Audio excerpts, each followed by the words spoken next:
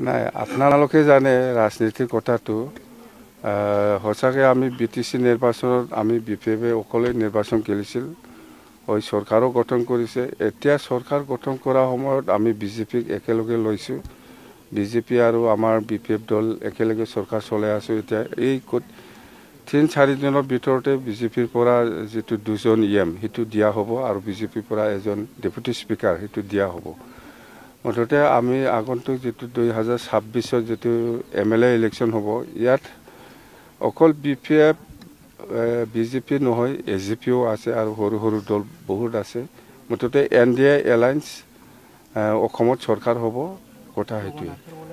আৰু 100% আমি absolute NDA চৰকাৰ কৰিব তিনি গগৈ যেটো কংগ্ৰেছৰ লগত মিলি হৈছিল কোন তিনি গগৈ সাত বকিল এটো আফাৰ আসামৰ কথাটো মই একো নকম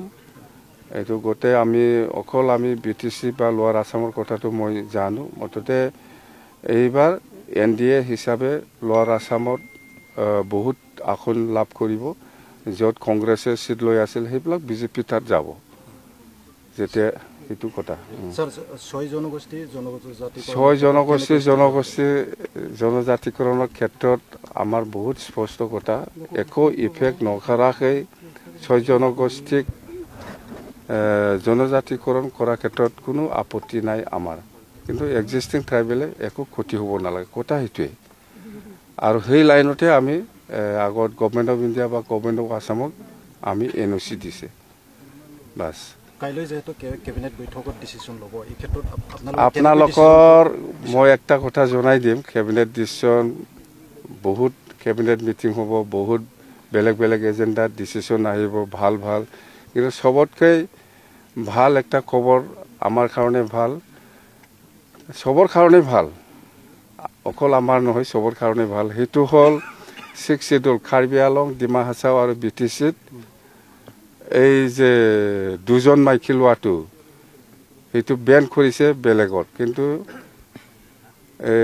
বিটিচিত বেন কৰা নাই ক্যাবিনেটে ডিসিশন লৈছে হেতু বিটিচি কাৰ্বি আলং আৰু ডিমা হাছাও তাৰমানে বড় হওক কোনবা মুসলিম হওক ৰাজবংশী হওক বা যিকোনো মানুহে দুজন ল'ব পাৰে বুলি কৈ আছে কি এটো 6 শিডিউল টু এক্সামটেড ডিমা হাছাও কাৰ্বি আলং আৰু বিটিচি কিন্তু 6 শিডিউল বাহিৰত দুজন শাদি কৰিব নোৱাৰিব কোটাইতে অসম গভৰ্নমেন্টে ডিসিশন লৈছে আমিতো আৰু কি কৰিম আপুনি সঠিক বুলি ভাবে স্যাৰ এটো সঠিক বুলি ভাবি মানে আপনি গভৰ্নমেন্টে ডিসিশন লোৱাৰ পিছত আৰু আপনি কি এটো ৰং হৈছে বা ৰাইট হৈছে হেতু আপনি কেনেকৈ কম এটো ইমপ্লিমেন্ট হ'বই ডিসিশন দে আজি পৰা এসেম্বলি হৈছে 4 দিনীয়া হ'ব 25 26 27 28 29 লিখে এসেম্বলি হ'ব নাকি 4 দিনীয়া যেনক এই এসেম্বলিত ইন্টারিম সরকার চলাবৰ কাৰণে এই এপ্ৰিল লিখে যাতে সৰকাৰ চলোৱাৰ ক্ষেত্ৰত একো অসুবিধা নাপায় ইয়াৰ কাৰণে কিছু বাজেট কৰিব ইন্টাৰিম বাজেট হেতুৱে আৰু মেজৰ ডিসিশনটো মই খুলো না এইটো আমাৰ কাৰণে ভাল কম না বেয়া কম মততে গভৰ্নমেন্টে ডিসিশন লৈছে আমি ওয়েলকাম কৰিব লাগিব কথা হেতুৱে নমিনেট মেম্বাৰ কেইটা সেই কেদিনতে হ'ব আৰু ইএম দুজন দিব আৰু স্পিকাৰ এজন দিব 3-4 দিন ভিতৰতে নমিনেটেড এমসিএলএ টো হৈ যাব 6 জন যেটো নমিনেটেড মেম্বাৰ কথা হেতুৱে